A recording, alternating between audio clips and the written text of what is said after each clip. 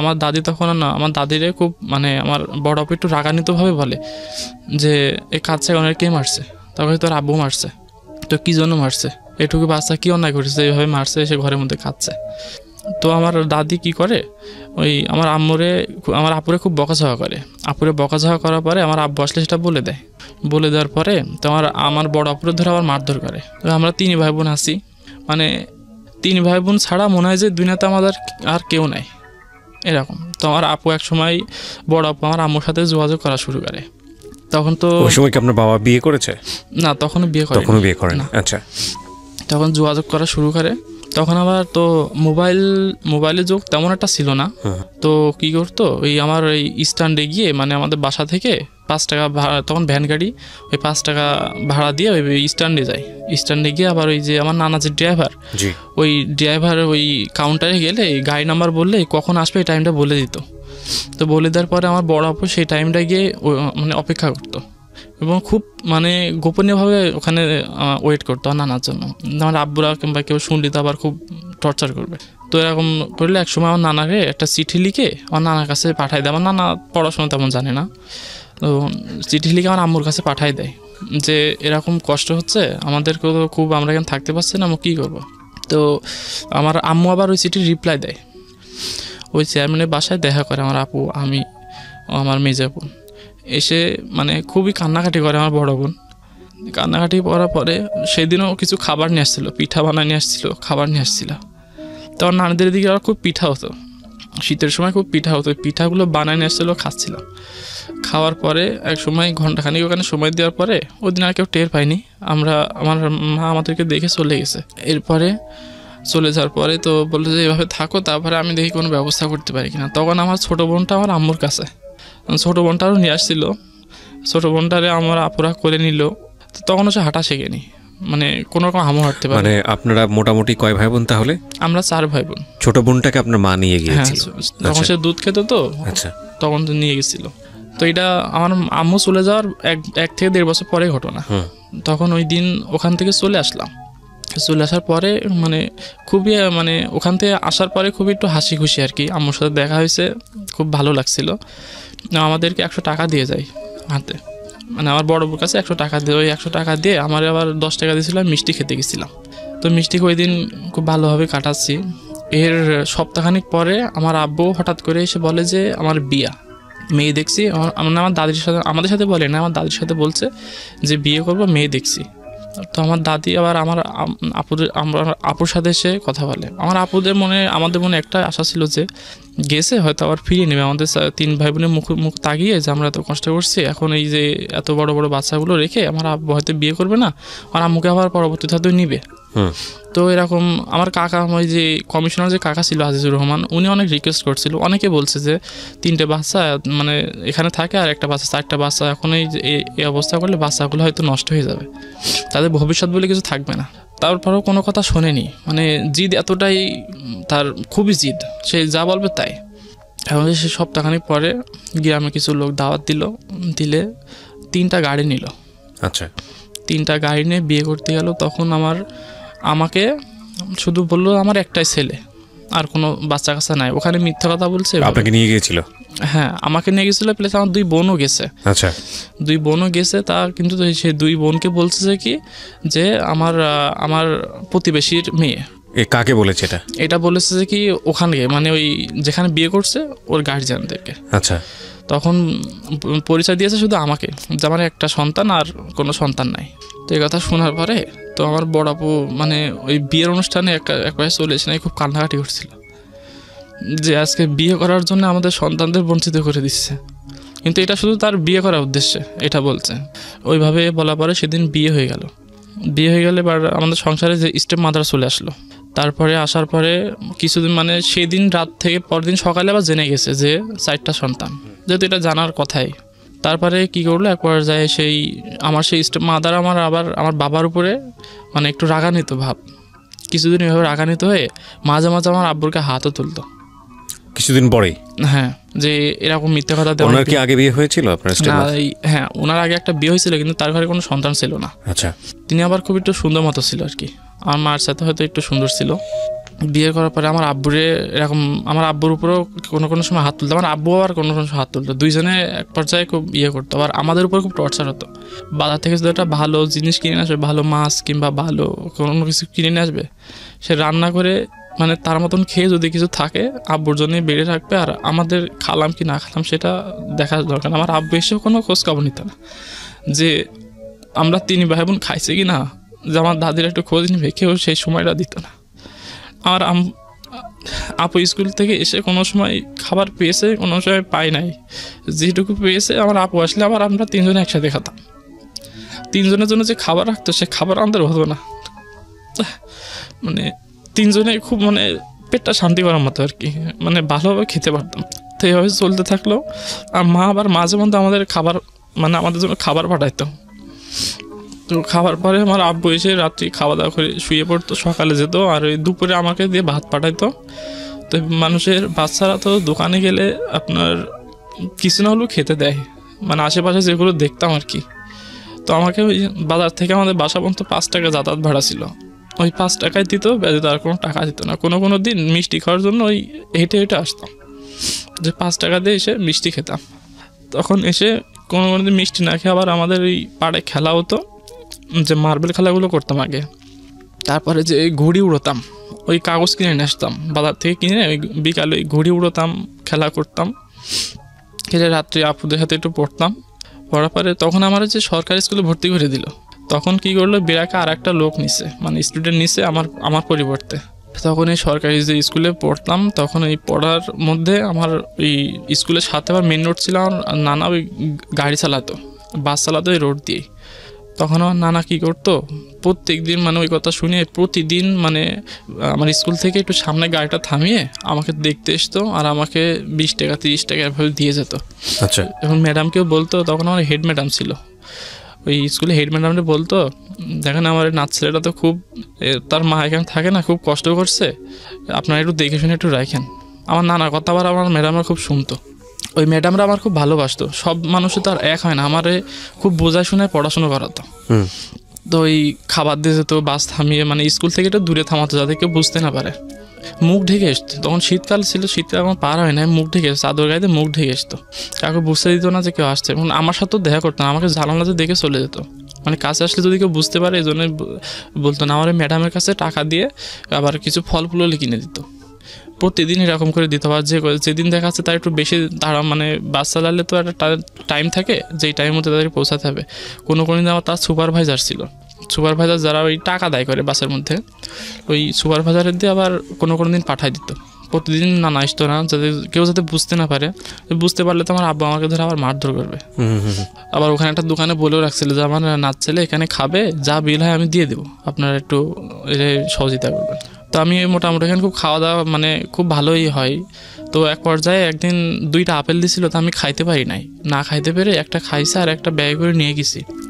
Bag করে নিয়ে যাওয়ার পরে ওই দিন কী মনে হলো জানি না, আমার ওই যে আব্বু ওই আমার ব্যাগ নিয়ে বলছে কী পড়ছে স্কুলে দেখি, আর ব্যাগের মধ্যে ওই বইটা নিতে গিয়ে ওই আপেলটা পাইছে। তো আপেলটা পাওয়ার পরে ওই দিন আর কিছু বলে নাই, আপেলটা কে দিছে, কোথায় পাইছো। তাই আমি বললাম যে স্কুলে আজকে একটা অনুষ্ঠান ছিল, তো আমাকে খেতে দিছিল, তো আমি খাইনি এখনও, তো ব্যাগের মধ্যে রেখে দিছি। তো ওই দিন সে না বোঝার মানে চেষ্টা করে পরের দিন লক্ষ্য করছিল আমার স্কুলে এসে, জোর মানে কেউ মানে তার পরের দিন একটু ফলো করলো, কিন্তু ওই দিন আর ধরতে পারে নাই বলতে। তো আমার কাছে তো সেদিন আসে নাই, আমার ওই ম্যাডামের কাছে ওই মানে টাকা দেখেছিল, সেদিন খাবার দেয় না, টাকা দেখেছিল। তো এই সুপারভাইজার পাঠাইছিল, ওই দিন আমার না আসলে ধরে ফেলতো। তো এই মাঝে মধ্যে আবার এই যে মেজে বোন আর বড় বোন পড়াশুনো করছে, ওদেরও তো কিছু একটা চাহিদা থাকে, তো ওই টাকা থেকে পূরণ হতো। 30 টাকা আমাদের খরচ হতো না আমার, তো এই 10 টাকার মধ্যে খরচ হতো, আমার 20 টাকার মধ্যে আমার আপুরে দিয়ে দিতাম।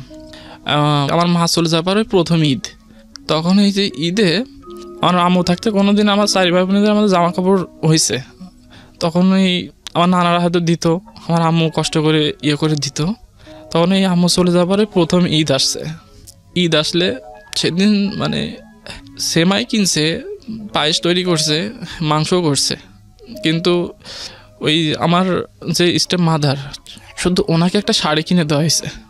তারও বিয়ের পরে প্রথম ঈদ এখানে, তো তারও একটা শাড়ি কিনে দিছে, আর আমার আব্বু একটা লুঙ্গি কিনছে, আর কিছু কেনে নাই, আমাদের জন্য কিছু কেনে নাই। তো ঈদের দিন সকালে মানে তেমন কোনো জামা কাপড় নাই যে ঈদে পরে যাব আমি, মানে সবাই যাচ্ছে ঈদের মাঠে। আমার যে ফুবু এখানে থাকতো, ফুবুরও 2টা বাচ্চা ছিল, একটা ছেলে একটা মেয়ে, তারা ঈদের মাঠে যাচ্ছে। তার বড় বউ কান্নাকাটি করছে, মানে এতটাই কান্নাকাটি করছে যে আমি বলতে পারবো না। মেজে বোনও ঘরের মধ্যে বসে আছে, বসে থাকলে তারা কান্নাকাটি করছে। এদিক তো আমার নানারা তো দিতে পারতো, কিন্তু দিবে কি করে? দিলে তো এখান থেকে আর আমরা থাকতে পারবো না, তারা কীভাবে দিবে? এখন সেই আমি ওই দিন ঈদের যাই নাই, না খেতে আমার কোলে নিয়ে আমার বড় বউ বসেছিল, আর মানে চিৎকার করে কাছে না, শুধু চোখ দিয়ে পানি পড়ছিল। ওই দিন সারাদিনই কাটাইছে ওইভাবে। তো ওই দিন বিকালে কী করলাম, খেলা করতে গেছিলাম।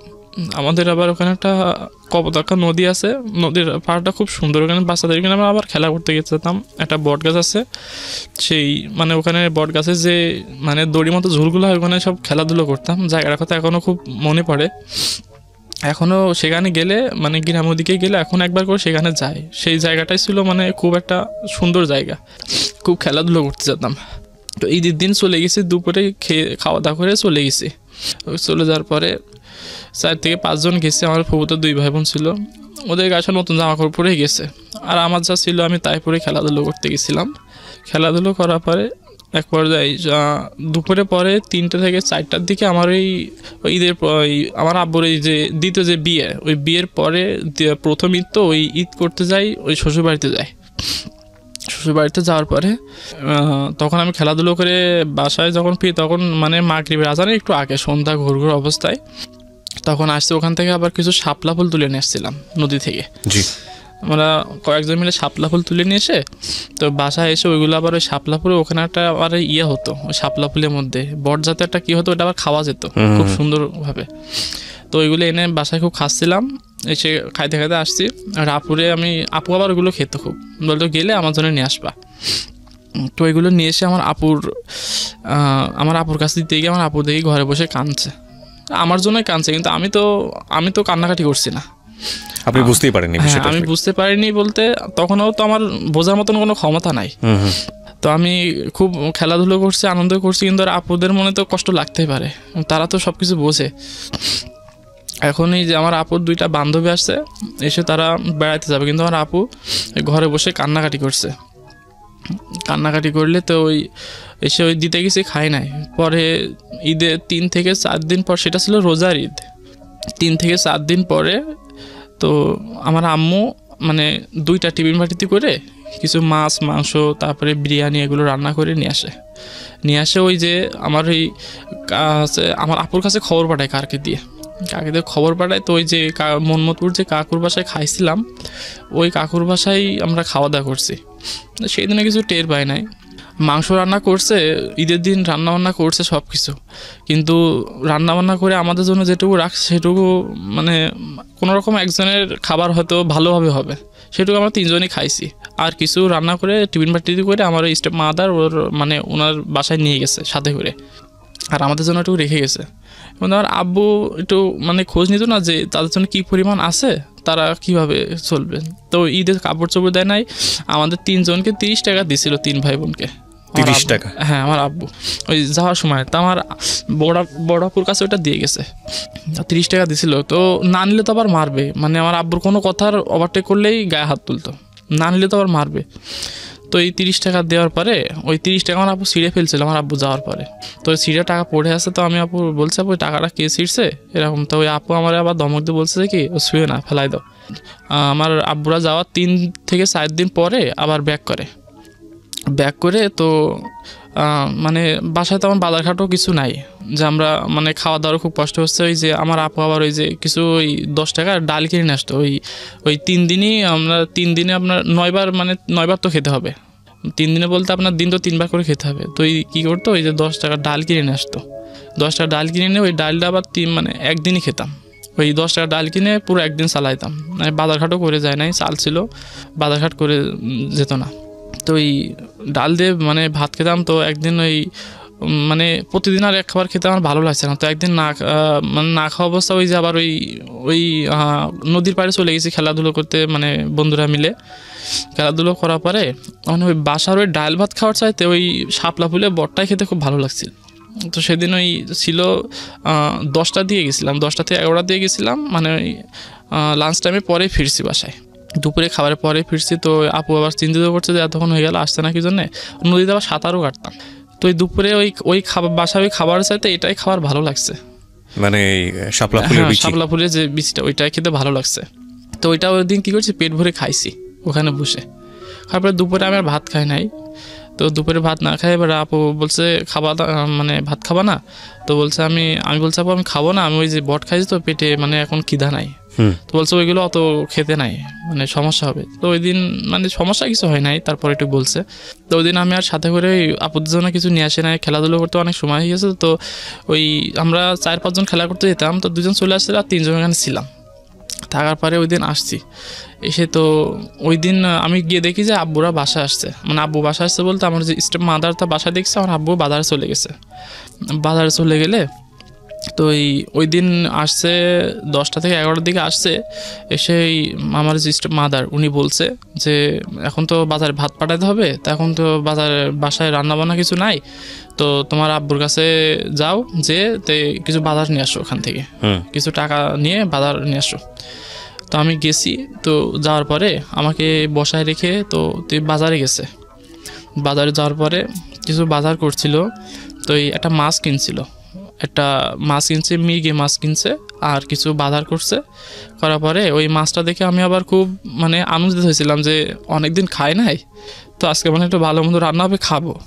তো গেছি, তো বাজার নিয়ে বাসায় আসছি তখন আপনার 12টা 12:30 বাজে।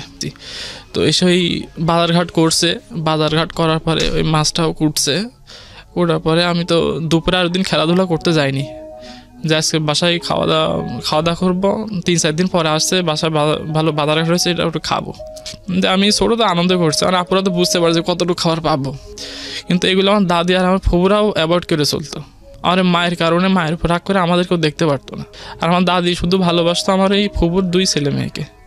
বাসলে এইগুলো আমার দাদা আবার আমাদেরকে খুব লক্ষ্য করতো। আমার দাদা যে কিছু দিবে সে দাদির ভয়ে কিছু দিতে পারতো না। তো এই বাসায় রান্না হয়েছে, এখন দুপুরে গোসল করে খাওয়া দাওয়ার জন্য যাবো। আমার আপুরা কাজ করছে, তো আপুরে বলছে আপু খিদা লাগছে, খাওয়া দাওয়া করবো। এবার আমার এই কথা শুনে আমার এই স্টেপ মাদার আবার চিৎকার করে উঠছে যে এত খিদা কিসে, এখনো রান্না বান্না হয় না, যে খিদা কিসের। তখন আমি আপুর কাছে ছাড়া আমরা চাইতাম না, ওনার সাথে কথা বলতে এক কথা মানে মোট কথা ভয়ই মতন লাগতো আর কি। তো আমার আপুর কাছে চাইতাম, তো বলছে গোসল করে আসো, একটু বসো, আমি খাবারের ব্যবস্থা করছি। যে আব্বুর জন্য আবার খাবার নিয়ে যেতে হবে, তো আমি না খেয়ে কীভাবে খাবার নিয়ে যাবো, আমার তো খিদা লাগছে। আর বাসায় গেলে ওখানে যে খাবার নিয়ে যাবো, যে বলবে যে তুমি খাইছো কিংবা এখান থেকে একটু খাও, সে কথাও বলবে না। আমি তো এটা জানি যে প্রতিদিন ভাত নিয়ে যাই, কী করবে। এখন যাওয়ার পথে কোনো দিন আমার খুব রোদ থাকতো, যে বাসা থেকে বেরোলে যে আমার 5 টাকা দিবে, তো এটা মানে কোনো দিন আমার হেঁটেও যেতে হতো। কিন্তু হেঁটে যেতে খুব কষ্ট, ভাত নিয়ে যাওয়ার কথা সময়টা আসলে আমার খুব মানে মনটা খারাপ হতো। বলতে মানে খুব রোদ থাকতো, তো ওই রোদে হেঁটে যাইতে মানে খুবই কষ্ট হবে আর কি। মন চাইতো যে গাড়িতে উঠে, কিন্তু গাড়িতে উঠলে ভাড়া দিবে কে। কোনো দিন আবার এই পাশের যে কাকু, ওই যে আমাদের যে কমিশনার ছিল, ওনার আবার মোটরসাইকেল ছিল, উনি যদি ওই সময় যেত তো আমাকে একটু এগিয়ে দিত, মোড় পর্যন্ত এগিয়ে দিত। তো অর্ধেক পথ এগিয়ে দিত, আর অর্ধেক পথ আমি হেঁটেই যেতাম। তো ওইভাবে আসার সময় আমার আবার 5 টাকা দিত। বাবা জিজ্ঞেস করতো ভাত দেওয়ার সময় তুমি খেয়েছো কিনা? না, ওইসব কিছু জিজ্ঞাসা করতো না। ভাত নিয়ে যেতাম, আমি যে গিয়ে বসতাম, আমার ওই দোকানে আবার 2টা কর্মচারী থাকতো।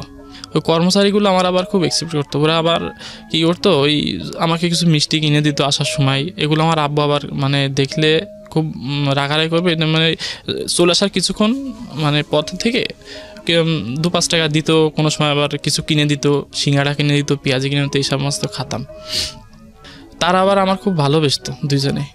এভাবে ওই যে খাবার খেয়ে আমি খাবার নিয়ে যেতাম, ও খাবার খেয়ে কী করতো, বাটিটা ওইভাবে আমার কাছে দিয়ে 5 টাকা দিয়ে বলছে যাও বাসায় যাও, এভাবে দিয়ে তো আমি বাসায় আসতাম। তো সেদিন দুপুরে না খেয়ে আমি কিন্তু ভাত নিয়ে গেছি। আমি জানি যে বাসায় ভালো মন্দ রান্না হয়েছে, না খেয়ে ভাত নিয়ে গেছি। মানে দেরি হয়ে গেছে রান্না বান্না করে, 12:30টার সময় বাজার নিয়ে আসছি। এখন আব্বু ঠিক টাইমে খাবার দিতে হবে, এখন 12:30টার সময় বাজার নিয়ে আসছি, রান্না বান্না করতে আপনার 2টা 2:30 বেজে গেছে। 2টা 2:30টার সময় বলছে যে তোমার আব্বু খিদা লাগছে, তাড়াতাড়ি ভাত নিয়ে যাও, ভাত নিয়ে এসে খাবা। তো এইটুকু বুঝলে যে অত বড় মানুষ বাজারে তার খিদা লাগলে কিছু খাইতে পারবে, আর আমি যে না খেয়ে আসি, তো আমাকে এই অবস্থায় ভাত নিয়ে যেতে হবে। মানে আমি তো আবার কিছু বলতে পারতাম, বললে আব্বুর সাথে বলে দিতে আমার আবার মারধর করবে। তো কী করছে, ওই খিদে পেটে ওদিকে তো টাকা দিয়ে নি, হেঁটেই চলে গেছি ভাত নিয়ে। তো আমি ভাত নিয়ে গেছি, আমার আপু আবার কী করতো, ওই যে রাস্তা পর্যন্ত আমার এগিয়ে দিত। তো আমার আপু আবার ওই মানে যতদূর দেখা গেছে আমার ততদূর আমাকে দেখছে। আমি যখন খাবারটা নিয়ে যাই তখন আমার পেটে আমি হাত দিয়ে যাচ্ছিলাম যে খিদা লাগছে, আমি এখন খেয়ে গেলে কিছু ভালো হতো। আমি আপুরে বলছি, আপু আমার কিছু খাবার দাও, আমি খেয়ে ভাতটা নিয়ে যাব। তো এই ভাত নিয়ে যাওয়ার অন্যদিন আগে কী করতাম, ভাত নিয়ে যাওয়ার আগে 10 থেকে 15 মিনিট আগে খেয়ে নিতাম, যে ভাত খেয়ে তো আবার হাঁটা যাবে না। তো সেদিন খাবার দেয়নি, সে পেটে হাত দিয়ে আমি যাচ্ছি। আমার বড় বোন খুব কান্নাকাটি করছিল। তো আমি আমার বড় বোনরাও আমি যখন বাসা থেকে আসি তখন 5টা মতো বেজে গেছে, যেহেতু 2:30টার সময় নিয়ে গেছি ভাত, তখন যেতেই আপনার আধা ঘন্টার মতো সময় লাগছে, আর আসতে আধা ঘন্টা, আর ওখানে খাইছে আধা ঘন্টার মতো খাইছে, পুরো 1.5 ঘন্টা 2 ঘন্টা হয়ে গেছে। মানে এই ভাতের ঠিয়ে প্লেট সাথে করে নিয়ে আসতে হতো? হ্যাঁ, সাথে করে উনি খেয়ে নিয়ে দিত, ওগুলো আবার নিয়ে আসতে হতো সাথে করে। তো আপনার অভুক্ত অবস্থায় আপনাকে একবারের জন্য জিজ্ঞাসা করলো না যে তুমি খেয়েছো কিনা? না, এগুলো জিজ্ঞাসা করতো না, প্রতিনিয়ত এভাবেই করতো। তিনি খেয়ে আমার কাছে বাটিটা দিয়ে দিত। বাটিটা দেওয়ার পরে আমি ওই দিন আসি তখন 5টা 5:30 বাজে, কিন্তু 5 টাকায় দিছে। ওই 5 টাকাতে কী করছি, আমি কিছু খেয়ে নিছি আগে, কিছু খেয়ে নিয়ে, তা আমি ওই দিন কিছু খেয়ে পরে ওখানে একটা চার দোকানে বসে টিভি দেখছি, আর কিছু খেয়ে 5 টাকাতে একটা রুটি আর একটা কলা খাইছিলাম।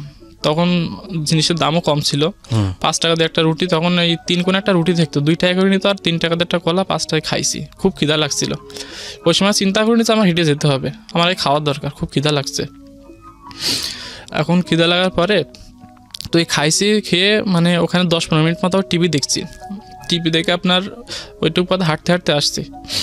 আমার বন্ধুটা এখনও বসে আছে, আমি জানি না যে আমার জন্য বসে আছে, তারা এখনও খায় নাই। তো কী করছে, বড় মাছটা যে কুটছে, মাছটা প্রায় 2-2.5 কেজি ওজন ছিল। তো এই 2 পিস মাছ রাখছে, তা 2 পিস মাছ রাখছে আপনার নিচ থেকে খুব ছোট ছোট পিস, লেজের কাছাকাছি। হ্যাঁ, লেজের কাছে 2 পিস মাছ রাখছে। 3 জনে খাবো, আমাদের খাবার আর বেড়ে দিত, বেড়ে দিয়ে আবার ওখানে আবার মিসকেপ ছিল, ওইটা তালা মেরে রাখতো, চাবি ওনার কাছে থাকতো, মিসকেপে তালা মেরে রাখতো। হ্যাঁ, ওনার পরিমাণ মতো আমাদেরকে খাবার দিত। তো এই 2 পিস মাছ দেখে আমার বড় আপু বলছে, আমি তো খাইছি, তা তোমরা 2 জনে 2 পিস খাও। আমি তো খাওয়া দাওয়া করছি, কিন্তু আমি তো আনন্দে 1 পিস খেয়েই নিছি দেখে। আর মেজবু তো বুঝতে পারছে, আর মেজবুর বয়স তো তখন, আর মেজবু তো তখন ক্লাস 6-7 পড়ে, আর বড় আপুটা 9-এ পড়ে, মানে 9 কিংবা নিউ 10 এরকম হবে। ওকে। খাওয়ার পরে আমি আনন্দে খেয়ে নিছি 1 পিস। এর পরবর্তীতে আমি খেয়ে ওখানে বসে আবার ওই যে কাগজ ছিল, ওই কাগজে আবার ওই যে কী করছি, ঘড়ি বানাচ্ছি বারান্দায় বসে। আর আমার 2 আপু ওখানে ওই খাবারটা দেখলাম আবার মানে শেয়ার করে খাইছে। তখন আমি আপুরে বলছি, আপু মাছ তো অনেক বড়, তা এটুকু মাছ রাখছো কেন, আর একটু মাছ নিয়ে আসতে পারলে না? তো বলছে যে ভাই একটু খাও, পরবর্তীতে আরও দিবে। তো ওই মাছটা ওই একদিন আমরা খাইছি। উনি কী করতো, রান্না করতে গেলে মানে রান্না করতে করতে অর্ধেক খেয়ে নিত। তো এভাবে চলতে থাকলে আমার আব্বু যখন সেদিন রাতে বাসা আসলো, সেদিন ওই মানে রাতেও রান্না করছে আপনার বেগুন আর ওই মাছ, এগুলো রান্না করলে, আর ওই ডিম রান্না করছে। ডিম রান্না করে এই মাছ আর সেদিন দেয় নাই, 3 জনকে 3টা ডিম দিছে। 3টা ডিম দিয়ে ভাত খাইছি, আর ডাল করছিল, সে ডাল দিয়ে ভাত খাইছি ওই দিন। তা মোটামুটি এগুলো খাবারও খুব ভালো লাগে, যখন একেবারে পাই না তখনও তো খারাপ লাগে, কিন্তু এগুলো তো ভালো খাবার খাইছি। তোমার আপুরা স্কুলে যেত, সকালে কাজ কাম করে স্কুলে যেত। স্কুলে তো ওই একজন আসতো, আরেকজন আসতো 1:30টায়। এই যখন যেদিন মর্নিং স্কুল ছিল, যখন ওই শীতকালে মর্নিং স্কুল দিত, তো ওই মর্নিং স্কুলে আমার আপুরা তাড়াতাড়ি আসতো। তো আসলে সেদিন আমারে ওই কোনো দিন এই পুকুরি তো খুব গভীর পানি ছিল, তো ওই যে যদিও বা সাঁতার কাটতে জানি, তারপর তবু একা যেতাম না পুকুরি। তখন আপুরা আসলে আপুদের সাথে গোসল করে, তো আমার বড় আপুটা আগে আসতো, বড় আপুর সাথে গোসল করে এসে খাবার খাইতাম। খাবার খেয়ে তো আপনার ঘুমাতাম না, ওই দিন মানে দুপুরে ঘুম দিতে বলতো, না ঘুমিয়ে আবার ওই নদীর পাড়ে চলে যেতাম মানে খেলা করার জন্য বন্ধু বান্ধবের সাথে। বাচ্চা হলে একটা ছেলে হয়েছে, ছেলে হওয়ার পরে তো ওই ছেলেটা হয়েছে আমাদের ভাষার এখন মানে সবচাইতে আদর একটা জিনিস। আমার বাবা এসে ওই ছেলেটারে আদর করতো, মানে আমরা যে 3 জন আসি ওই পরিবারে, ওই মানে তার কোনো খোঁজই নাই। ওই বাচ্চাটা হয়েছে একমাত্র এখন ওই পরিবারের একজন। তো এরকম বাচ্চাটা বড় হতে লাগলে, বাচ্চাটারে আমরা আবার খুব ভালোবাসতাম। বাচ্চাটা একেবারে হয়েছে আমার মতো, মানে আমার মতো সেম কোয়ালিটি হয়েছে বাচ্চাটা। তো আমার বড় আপুরা আমরা খুব ভালোবাসতাম বাচ্চাটারে, মানে খুব আনন্দই করতাম। খুব আনন্দ করার পরে এবার এভাবে বাচ্চাটা বড় হলো কিছুদিন। তো তার তার 2 বছর পরে তার আর একটা বাচ্চা হয়, মানে তার 2টা ছেলে হয়। 2টা ছেলে হওয়ার পরে তো সংসারটা মোটামুটি ওইভাবেই চলতে থাকে। ওইভাবে চলতে থাকলো। তারপরে আপনার এই এক পর্যায়ে কী হলো, ওই মানে আমার ওই স্টেপ মাদারকেও ডিভোর্স দিয়ে দিল।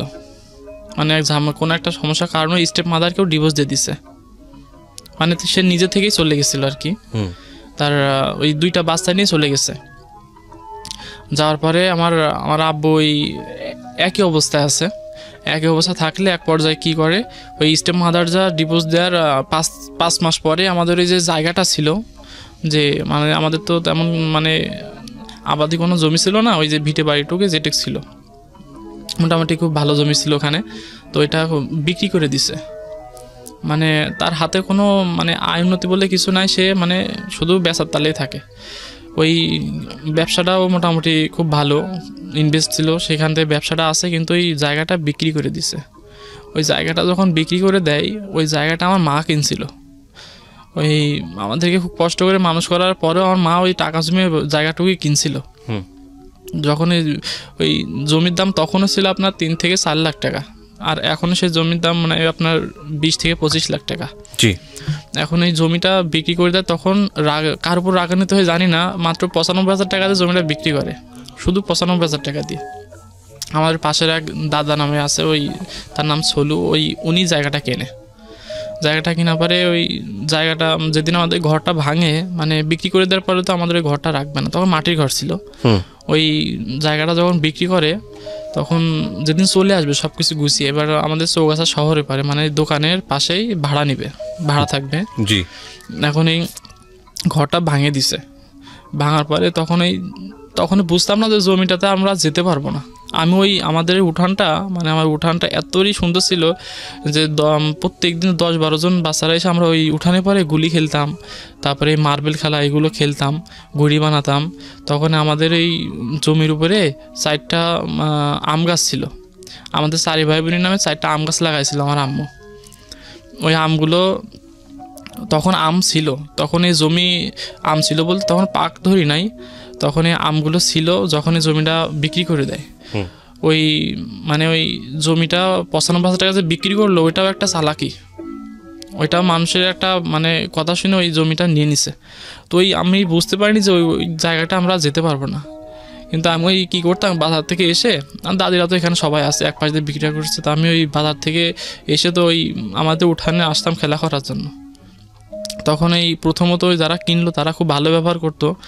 ওই গাছে আম পাকতো, আম দিত সবই। তারপর একটা জাম গাছ ছিল, খুব বড় বড় জাম হতো, ওই জামগুলো দিত। তো ওই একদিন কী করলাম, ওই যে এসে আমি ওই আম গাছে উঠে আম পাড়ছি।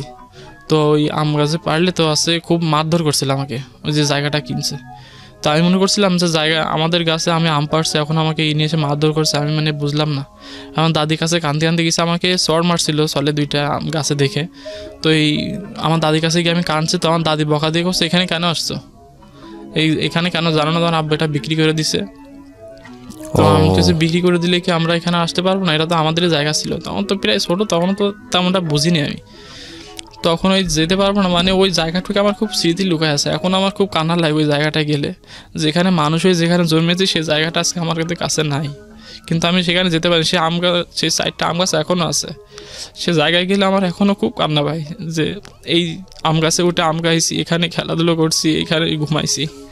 সেখানে বিক্রি করে দিলে এক পর্যায়ে এবার ভাড়া থাকলাম। ভাড়া থেকে মাঝে মধ্যে যেতাম, মানা করলেও শুনতাম না, মাঝে মধ্যে যেতাম। মানে ওখানকার স্মৃতিটা লুকাতে পারিনি এখনও খুব মানে এখনও যায় বলতে, এখনও গ্রামে গেলে এখনও সেই জমির উপরে যায় না, কিন্তু দূর থেকে দাঁড়ায় খুব কান্না পায়। সেই জায়গাটা আমি দেখতে যেতাম, মানে ছোটোবেলায় আমি যেতাম, তখন একটা সাইকেল কিনে দিয়েছিল। ভাড়া থাকার পর একটা সাইকেল কিনে দিয়েছিল আমাকে। ওই সাইকেল চালিয়ে ওই যে ভাত নিয়ে যেতাম, আর ওই সাইকেল চালিয়ে আমার ওই গ্রামের বাসায় আসতাম। ওই গ্রামের বাসায় আসার পরে সেরকম পরিবেশ আর ছিল না যে আমি ওখানে থাকছি, ওখানে ওই উঠানে বসে খেলা করব। তারপরে উঠানটা এক পর্যায়ে কী করলো যে ওই মাটিটা ওরা খুঁড়ে ওখানে আরও গাছপালা লাগাইছে, তখন ওই পরিবেশটা অন্যরকম হয়ে গেছে। তখন আমি আবার একটা বেল গাছ ছিল, ওই বেল গাছটাও মেরে দিছে। তো আমি তারপর দাদিকে জিজ্ঞেস করতাম, দাদি আমাদের এই গাছগুলো মারছে, এগুলো আব্বু কিছু করবে না? তো তো বলছে এই গাছগুলো তো বিক্রি করে দিচ্ছে, তোমার আব্বু কী হয় বিক্রি জিনিসটা কি, তখনই তো আমি সেরকম বুঝতাম না। তখন আমি গেতাম প্রায় বকাঝকা করতো, তখন এই জায়গাটা এক পর্যায়ে ঘিরে দিল ওরা, এরিয়া নিয়ে ওইটা ঘিরে দিছে, কাটাওয়ালা গাছ দিয়ে ঘিরে দিছে, তখন আর যেতে পারতাম না। তারপরে ওখানে না যাওয়ার পরে কী করতাম, আমি বিকালে ওই বন্ধুবান্ধবের সাথে আবার ইয়েতে যেতাম, ওই যে খেলাধুলা ওখানে যেতাম। এর মধ্যে যাদের সাথে আমি খেলাধুলো করতাম, তো তাদের মা বাবা আমাকে মানে তাদের সাথে তার ছেলেদের সাথে মিশতে দিত না বলতে যে ওর বাপ নাই, ওর বাপ একটা খারাপ মানুষ, ওর মা খারাপ মানুষ। মায়ের কথাকে খারাপ বলতো না, যে মা নাই এই কথা বলতো, যে বাপ খারাপ মানুষ, মা নাই, ও মানে পরিবেশ জানে না, ও মেয়ে মানুষের সাথে মিশতে জানে না, তারপরে ওর সাথে মিশলে তোমরা খারাপ হয়ে যাবে, এভাবে মিশতে দিত না। এগুলো আমি কানে কানে শুনতাম, শুনে খুব কষ্ট লাগতো যে আস্তে আস্তে ওরা আমার জীবন থেকে মানে সরে গেল, ওই খেলার জীবনটা সরে যায়। তখন আমি কী করতাম, সাইকেল ছিল তো একা একা গিয়ে ওখানে বসতাম, বসে ওই শাপলা ফুল পেরে নিয়ে সাইকেলে একটা প্যাকেট নিয়ে যেতাম, প্যাকেটে করে আবার ওখানে নিয়ে আসতাম, মানে যেখানে ভাড়া থাকি বর্তমানে সেখানে নিয়ে আসতাম। তো তারা আমার সাথে আসতো না, তারা আসতে যেত কিন্তু তার বাবা মারা আমার সাথে মিশতে দিত না। তার বাবা মারা না মিশতে দেওয়ায় সে এক পর্যায়ে যখন ভাড়া থাকলাম তখন আমার বড় আপু এখানে এসে আরও টর্চার মানে বেশি হয় আমার আপুদের উপরে। তখন আর বড় আপু আমার মানে চৌগাছা ভাড়া থাকার 3 থেকে 4 মাস পরে তো আমার আম্মু নিয়ে যাবে, আর বড় আপুরে নিয়ে যাবে, এটা আমার মেজাপুর সাথেও জানাই না, আমাদের সাথে কাউকে জানাই না। যদি আমরা কানাঘাছি করে আমার আব্বু যদি টের পায় তো আমার খুব মারধর করবে। তো নিয়ে যাওয়ার পরে যেদিন যাবে আমার আপু সেদিন বই খাতাগুলো একটা প্যাকেটে পড়ছে। তা আমি বলছি প্যাকেটে পড়ছে, এগুলো পড়বা না? তা বলছে এগুলো তো এখন ক্লাস শেষ, এখন পড়া লাগবে না, এগুলো তুলে রাখতে হবে। আসলে বইগুলো খাতাগুলো সে নিয়ে যাবে এই জন্য ভরছে। এখন যেদিন যাবে সেদিন আমাকে মানে সারাদিনে আমার প্রায় কোলে নিয়ে বেড়াইছে ওই দিনটা। কিন্তু আমি সন্ধ্যায় যখন সন্ধ্যা হয় তখন আমার আপু কী করলো, ওই যে 5 টাকার 2টা কয়েল দিল আমাকে, দিয়ে বললো তুমি মিষ্টি খেও, আমি একটু আসতেছি। ওকে। এই যে বই খাতাগুলো জানলার পাশে রাখছে, আমি আর দেখি নাই। তখন যে বাসা ভাড়াতাম গেট ছিল, ওই যে লোয়ার গেট পাঁচিল পার হয়ে উপরে উঠে তো আপনার ওই জানলা দিয়ে হয়তো বইগুলো নেওয়ার আমি দেখি নাই।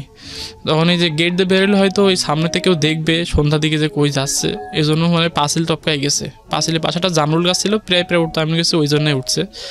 তো এবার ওই বই খাতাগুলো নিয়ে সে চলে গেছে। ওই দিন সন্ধ্যায় মানে রাত 8টা বেজে গেছে, তাও আপু আসে নাই। সন্ধ্যা টাউনের এলাকা, মেয়ে মানুষ তো বেশি রাত পর্যন্ত বাইরে থাকলে আবার এগুলো ভয় লাগে।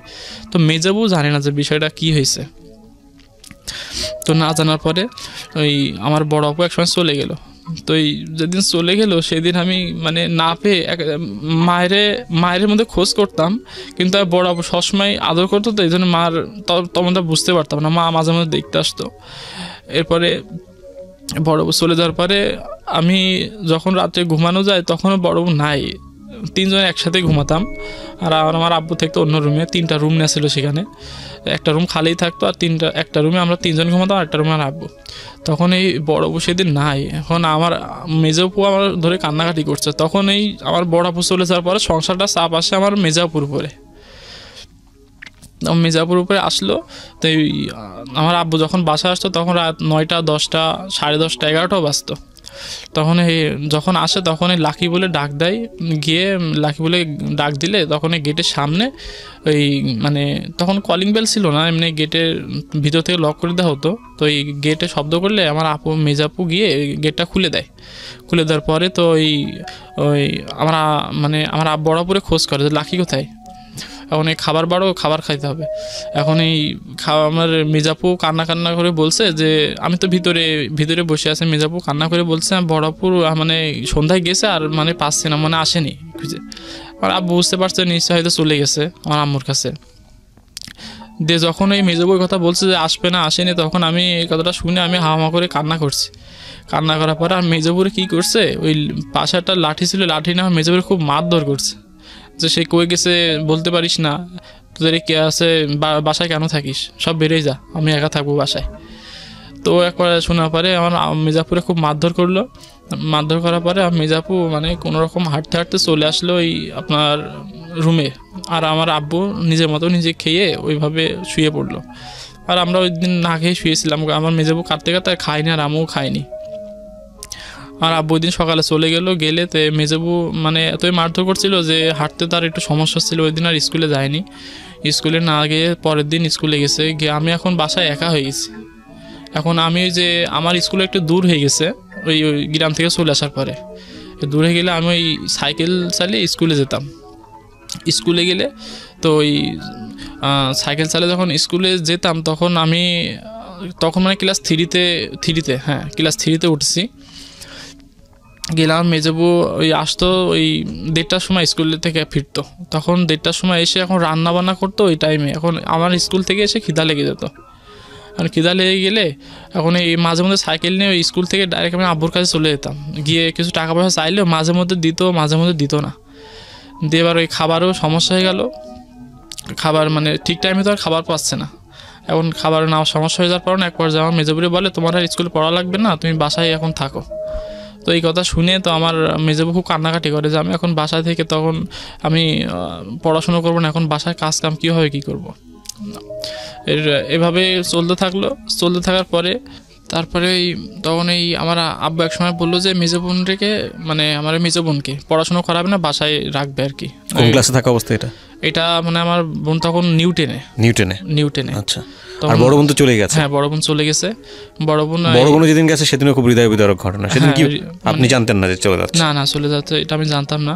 সেদিন মানে তখন সেদিন সে একটা কথা বলছিল, ভাইয়া ভালোভাবে পড়াশুনো করো। কথাটা এখনো মনে পড়ে, বলছে ভালোভাবে পড়াশুনো করো, আর মেজবু থাকছে, মেজবুর কাছে পড়াশুনো যা করো তা অ্যান্সার দিও, এভাবে মেজবুনকে বলছে। মানে মেজবুন তখন পাশে ছিল না, মেজবুনটা তো এভাবে বললে সে বুঝে যাবে যে হয়তো সে চলে যাবে কিংবা কিছু করবে। তখন মেজো বোনে খুব কান্নাকাটি করে যখন বড় বোন চলে যায়, কারণ বড় বোনটাই ছিল আমাদের একমাত্র গার্জিয়ান, মায়ের মতো বলা যেতে পারে।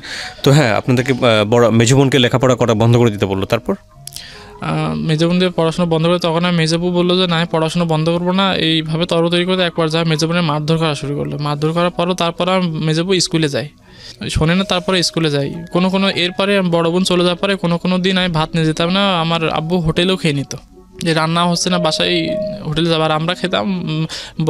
মেজবু যখন স্কুল থেকে আসতো তখন খাইতে তো 4টে 4:30 বেজে যেত, যে ওইটা আমি স্কুলে আসবে রান্না বান্না করবে তারপরে যে খাবো। ওই যেহেতু সে বাজারে খেতো না, বাসার রান্না করা খেতো না, তবে বাজার ঘাটও তেমনটা করতো না। তো না করার পরে ওই এক পর্যায়ে কী হলো, ওইভাবে চলতে থাকলো।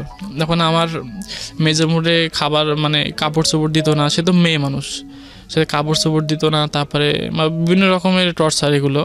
তারপরে আমার মা এক সময় মানে মেজবুনরে নিয়ে চলে যাবে, এরকম একটা কথাবার্তা। এর মধ্যে বড় বোন গিয়ে আবার বড় বোনরে আবার ওখানে কলেজে ভর্তি করাইছে, করে আবার একটা ক্লিনিকে চাকরি দিছে। ক্লিনিকে চাকরি দেওয়ার সে 3500 টাকা বেতন পায় তখন, ওই ক্লিনিকে যে চাকরি দিছে। তখন আমার নানাদেরও যে অবস্থা তেমনটা ভালো তা নাই। এখন ওই চাকরি দিছে, চাকরিতে আমার এই ছোটো বোনটা তখন হাঁটতে পারে, স্কুলে দেয় না, হাঁটতে পারে। আর ওই বড় বোনটা চাকরি করতেছে, আর মা তখন কাজ কাম করে, মানে নানাদেরই মানে আবাদ একটু ছিল, ওইটু কাজ কাম করলে তো ওই বড় বোন কলেজে পড়ছে আর ওইখানে চাকরি করছে। এখন মেজবুরে একটা মানে ওইভাবে টর্চার হচ্ছে বলে মেজবুন করে নিয়ে যাবে, এরকম একটা মানে বলা কথা চলছে। আমি এটা পরে বুঝতে পারছি যে মেজবু যেদিন চলে যাবে, আমার মেজবুন এখান থেকে এসএসসি পরীক্ষা দেয়। এসএসসি পরীক্ষা দেওয়ার পরে যেদিন মেজবুরি নিয়ে যাবে, সে মেজবু সে একই কাজ করলো, যে আমাকে ওই দিন রেখে ওই আমাদের সাথে আবার ভাড়া দেখতে আন্টির কাছে রেখে তো চলে গেল। তো আমি সেদিন মেজবু আমাকে কিছু বলে নাই, ওইভাবেই চলে গেছে, বই খাতা নিয়ে চুরি করে ওইভাবে চলে গেছে। যার পর এখন তো আমি একা হয়ে গেছি, এখন আমার পড়াশুনো করার কোনো লোক নাই। তারপরে আমি যে কি খাবো কি করব সেই ইয়েটাও নাই। কী করতাম, এক পর্যায়ে আমি ওই যে তখন এই যে বন্ধু বান্ধবের সাথে যে খেলাধুলো করতাম তাদের সাথে মিশতে পারতাম না, তাদের বাসায় যে ডাকতে যেতাম খেলাধুলো করার জন্য, তার মারা ভুগতো যে আমি একটা খারাপ ছেলে, খারাপ মানুষের ছেলে, এই জন্য আমাকে মিশতে দিত না তাদের সাথে। এখন আমি খুব একা হয়ে যেতাম, বাজারে যে আব্বুর সাথে বসবো সময় কাটাবো, সেই সময় মানে তাও হতো না, তার দোকানের সাথে থাকতে দিত না, মানে সামনে পরে রাখতে দিত না, এরকম অবস্থা। তো মেজবু চলে যাওয়ার পরে আমি খুব একা হয়ে যাই। এখন আমার খাওয়া দাওয়ারও খুব সমস্যা। তখন আমার মাঝে মধ্যে দেখতে মানে মেজবোন যেদিন চলে গেল, ফার্স্ট টাইমে আমার মা আর আমার মেজবোন আমার বড় বোন আমাকে দেখতে আসে। দেখতে আসলে আমার তখন একটা জিদ হয়ে যায় যে আমাকে সবাই ছেড়ে চলে গেল, তারা কী জন্য আমাকে দেখতে আসে। প্রথম ওই দিন যেদিন দেখতে সেদিন আমার কাকি ওই যে ভাড়া থাকতো কাকিদের রুমে বসে আমি টিভি দেখছিলাম, তখন সাদা কালো টিভি ছিল, ওই টিভি দেখছিলাম, দেখে তারা আসছে, এসে একজনদের খবর পাঠাচ্ছে। তো আমি যাচ্ছি না, না গিয়ে সাইকেল নিয়ে আমি চলে গেছি অন্যদিকে। তো সেদিন তারা চলে যায়, আমি রাগ করে তাদের সামনে যাইনি, যেহেতু তারা আমার মানে একটা মানে মনে রাখছিল যে তারা আমার চলে গেছে। আমি আবার কী করতাম, মানে একা থাকতে পারতাম না, একা থাকতে পারতাম না বলে রাতে মানে অন্ধকার হলে আমার খুব ভয় করতো, মানে আমি এখনও পর্যন্ত আমি থাকতে পারি না রাতে অন্ধকারে। তো সেই সময় চলে যাওয়ার পরে আমি মানে আমার উপরে মানে একটা মানসিক একটা মানে চাপ সৃষ্টি হয়ে যায়, মানসিক চাপ সৃষ্টি হয়ে যায় বলে আমি একা কী করবো কি মানে কিছু বুঝতে পারতাম না। না যাওয়া, না আছে খাবার, না আছে খাওয়ার সময়, না আছে পড়াশোনার একটা সময়। একটা ওইটুক বয়সে যদি একজন কাছে না থাকে গার্জিয়ান হিসাবে, তো একটা বাচ্চার পড়াশুনো বা কী হয়, তার খাওয়া, তার মানে শারীরিক অবস্থার দিক দিয়ে কী কেমন লাগে। তো আমি ওইভাবে চলতে থাকলাম, চলতে থাকার পরে আমার আব্বু তখন কী করতো, তো আমি তখন রান্না বানাতে হতো না, তখন 3 বেলা মানে হোটেলে খাওয়া শুরু করলাম। একবার যা হোটেলে খাওয়া শুরু করলাম, তো হোটেলে খাবার খেতে ভালো, এর মধ্যে আর মারা দেখতে আসতো, এর মধ্যে খাবার খেতাম, মারা নিয়ে আসলে খাবার খেতাম। কিন্তু ওই যে মেজো বোনটা চলে যাওয়ার পর থেকে আমি আর ওদের সাথে মানে কোনো মিলামেশা করতে চাইতাম না, মানে মনে খুব কষ্ট লাগতো যে আমাকে একা ফিরে সবাই চলে গেল কী জন্য। এক পর্যায়ে এভাবে যাওয়ার পরে আমার মা প্রথম যেদিন আমার মেজবউ চলে যাওয়ার পরে আমার দেখতে আসবে, সেদিন আমি এক জায়গায় গেছে যাওয়ার পরে সেখান থেকে আমার খবর পাঠাইছে যে তোমার নানা তোমাকে যাইতে বলছে, তোমার নানা তোমাকে যাইতে বলছে কোথায়, তার বাসায়। তা কীভাবে যাবো আমি, আমার তো শুনলে আমার তো খুব মারধর করবে, এখন আমি গেছি। যাওয়ার পরে ওই দিন বাসায় মানে খুব বিরাট একটা মানে আওয়াজ সৃষ্টি করে আমার আব্বু, ওই গ্রামের মানুষজন ধরে যে আমার 3টা মেয়ে নিয়ে গেছে, আমি কিছু বলি না, ছেলেটারে নিয়ে গেল, তাহলে আমি এখন কীভাবে থাকবো। এটা মানে আপনার এই আগের মানে ওনার আগের হাজবেন্ড মানে আপনার মাকে নিয়ে ধরনের কথা বলছে? হ্যাঁ। ওকে। এখন আমি কিভাবে থাকবো, এখন সে কিভাবে থাকবে, সে তো মনে করেন যে আমরা সব ওর কাছে চলে গেলে সে খুশি, কিন্তু এটা তো লোকের বোঝাতে হবে সে কিভাবে থাকবে। এখন আমার নানারা তো আমার আবার খুবই ভালোবাসতেন, যে 3টা মেয়ের পরে একটা ছেলে, আমি মানে আমারে খুব আদর যত্ন করতেন। তখন আমার চলে আসে, তো ওই তারিখে আমার নিয়ে যাওয়া হয় ওখান থেকে লোকজন ধরে, তো লোকজনের ইয়েতে নিয়ে যাওয়া হয় যে ছেলেটা তার কাছে থাক। তো এক পর্যায়ে যখন আমি এভাবে 5 পাস করি, ওই 5 পাস করি, কিন্তু আবার আমার ওই যে বিরাক স্কুল থেকে, আমি সরকারি স্কুল থেকে, ওখান থেকে আমার নিয়ে চলে আসা হয়, বিরাক স্কুল থেকে আমার আবার দেওয়া হয়। বিরাকে রাখলো কীভাবে, ওই বাড়তি হিসাবে একজন রাখলো, যে অফিসার আসলে আমার আবার লুকায় থাকতে হতো, অফিসাররা যখন আসবে তখন আমাকে লুকায় রাখতো। ওই ম্যাডাম তো তখন ওই আমার আম্মু বলে যাওয়ার পরে ওই দিনের পর থেকে ম্যাডাম আমারও খুব ভালোবাসা শুরু করলো। ওই স্কুল থেকে সে মানে হাতে কলমে মানে তখন আমার মানে পড়াশোনা খুব ভালো ছিলাম বলে তখন আমার বৃত্তি পরীক্ষা হতো। ক্লাস 5-এ 3 রকমের বৃত্তি, সাধারণ বৃত্তি, ট্যানেল ফুল বৃত্তি আর আপনার গোল্ডেন বৃত্তি ছিল। তো আমি ওই ট্যানেল ফুল বৃত্তিতে আমি বই কিনে ওই বিরাট থেকে আমি পরীক্ষা দিয়ে আপনার ক্লাস 5-এ যখন ওই সমাপনী পরীক্ষা হবে, তখন এই চৌগাছা সাদত পাইলট নামে একটা স্কুল আছে, ওই স্কুলে আমাদের পরীক্ষা হবে।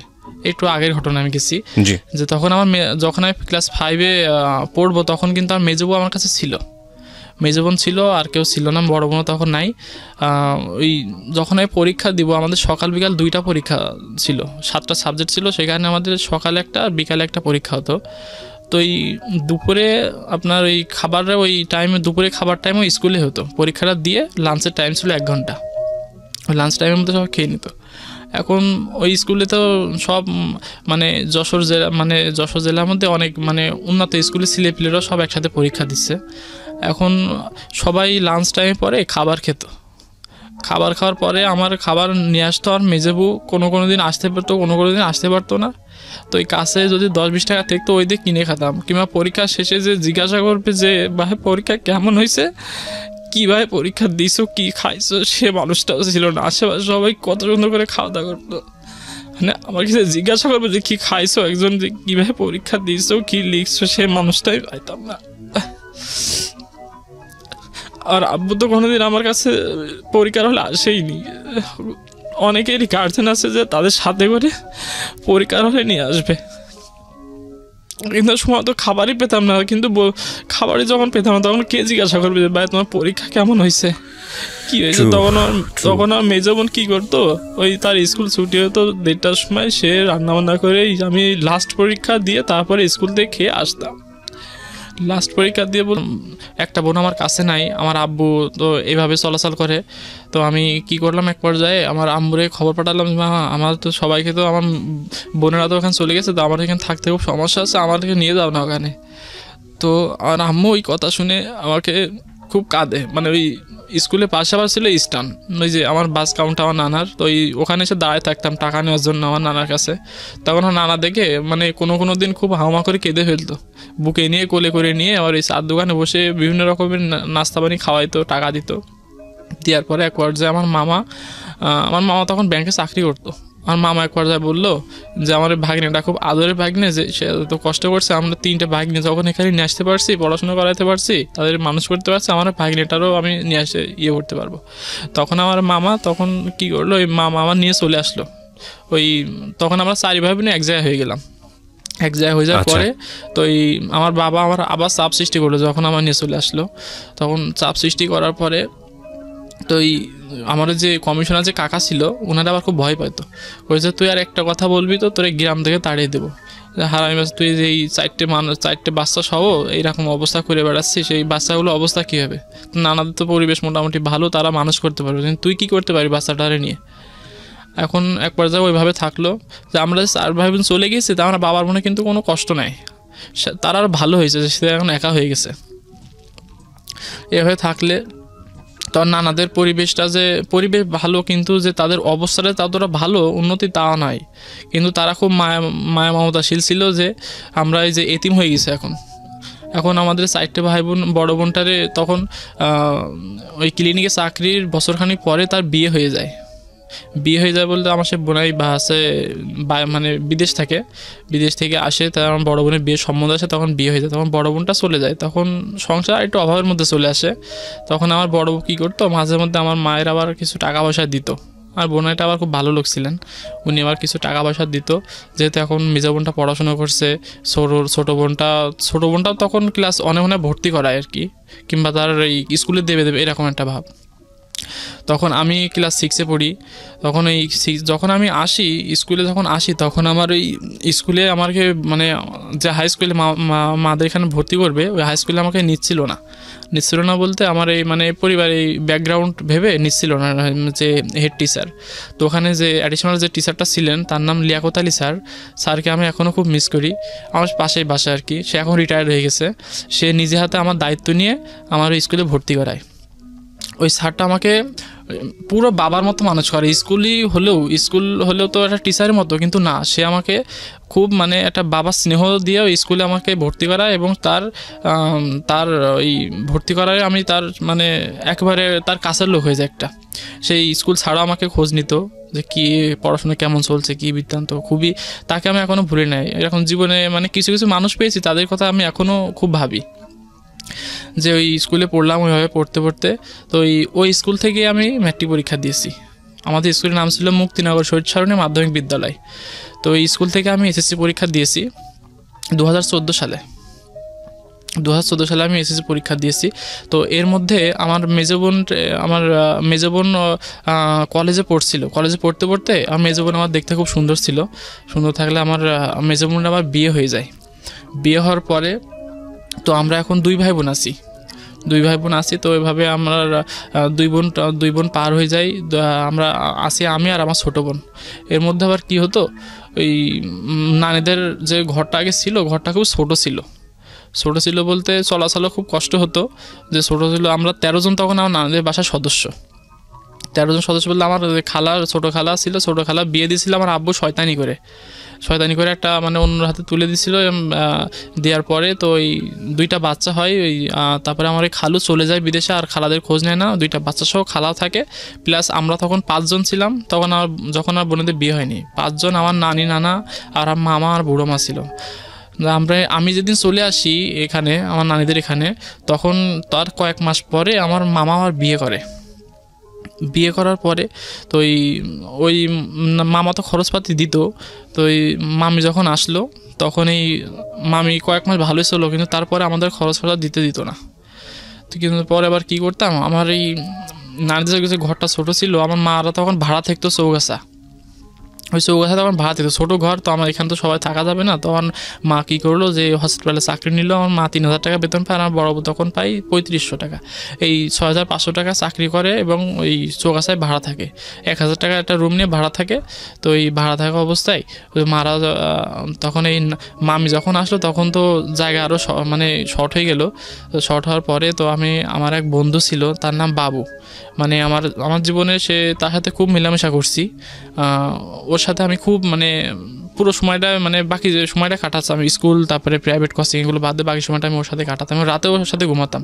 কিন্তু ওর মা কী করতো যে আমাকে মানে ওর সাথে মিশতে দিত না।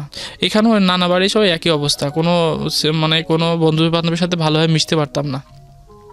সবাই জানি কেমন একটা করতো। আমার নানিদেরও আবার সবাই বলতো যে এই মানে ওর বাবা ভালো না, ও ভালো হবে না, ওরে অন্য কাজে দিয়ে দাও, পড়াশুনো করাবে না। তো আমার নানা সবাইকে আবার ধমক দিত।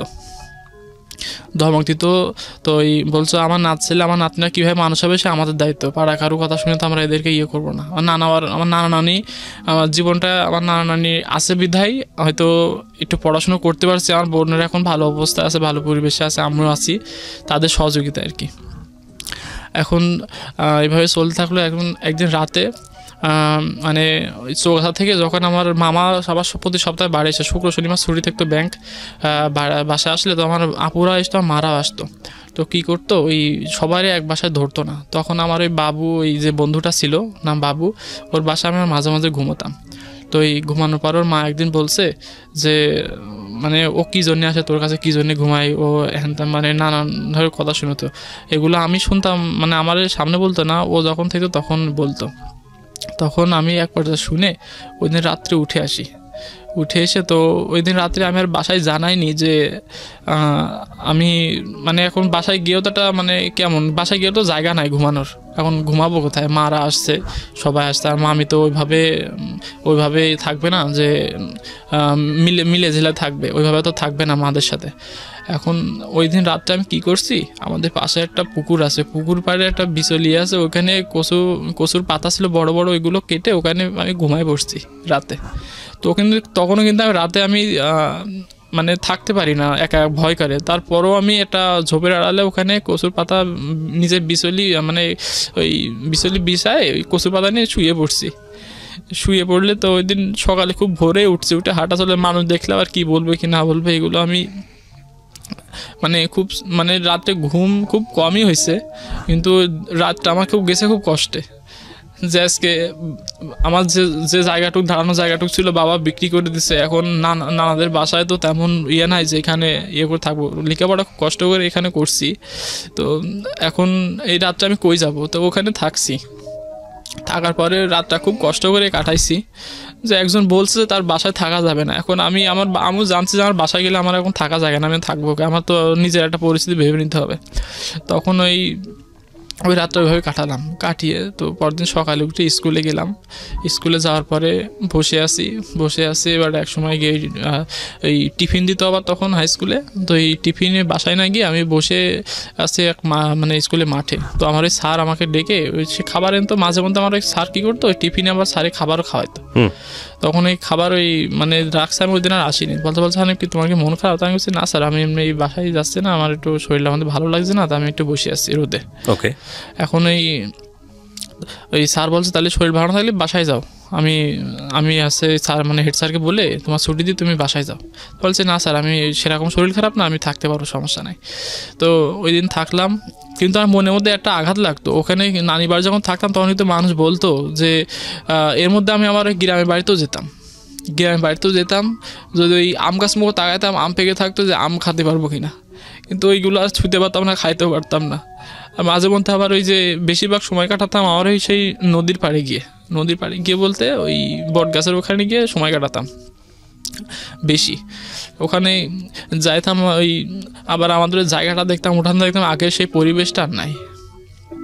সে পরিবেশটা নাই। এখন ওইভাবে চলতে থাকার পরে নানাদের এখানে বিভিন্ন রকমের মানুষ কথা শোনাইতো, বিভিন্ন রকমের কথা শোনাইতো। আমার মারা আবার আমি তখন নানিদের বাসায় থাকতাম, আর আমার 3টা বোন আর আমার ওই মা থাকতো তখন ওই চৌগাছায় ভাড়া থাকতো ওরা।